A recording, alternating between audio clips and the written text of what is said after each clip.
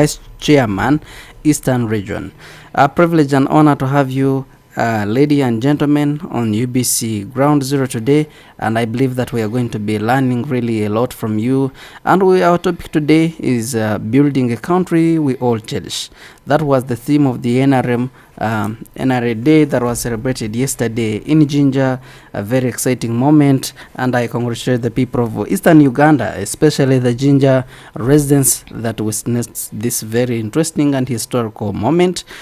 President had a very interesting speech there, and I believe we're going to dive more into it later on. But we had a conversation later, sometime with Captain Michael Mkula about this day, and I would love to have him first. Then we come back to the studios of UBC. Keep it UBC Ground Zero, and we are going to have more discussion on this very interesting day.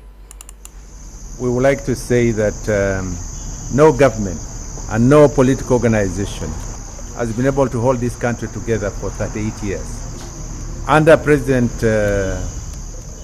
Edward Mutesa, he was in power for less than 3 years.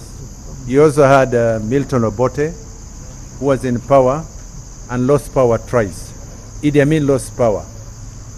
I want to say very clearly that all the other successive governments and nine presidents or so were not able to hold power and this country together. What I want to therefore say, I've been able to usher in a fundamental change. What does that mean? Road infrastructure. We inherited 1,352 kilometers of road, of tarmac. Today we boast of nearly over 6,000 heading to 7,000 roads of tarmac.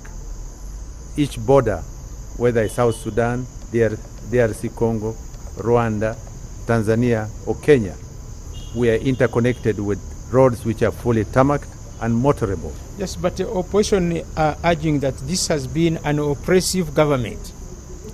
You will note that all those who have stood for power and competed with Museveni have either continued to live in this country in free and in freedom.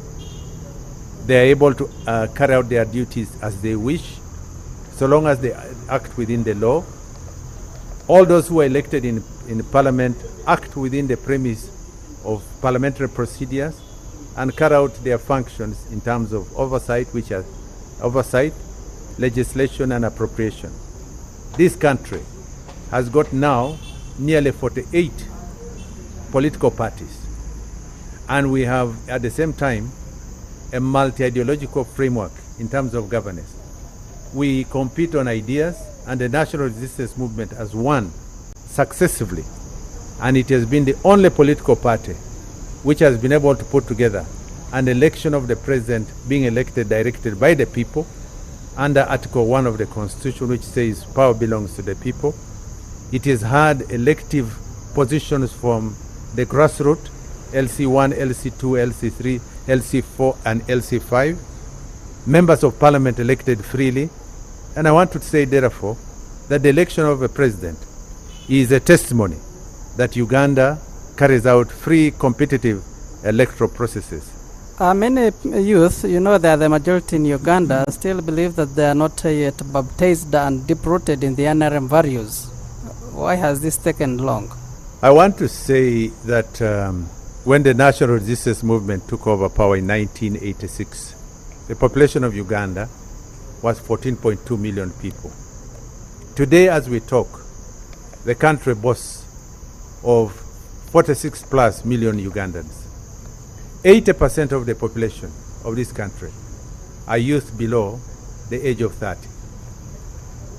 55% are youth or below the age of 16 years.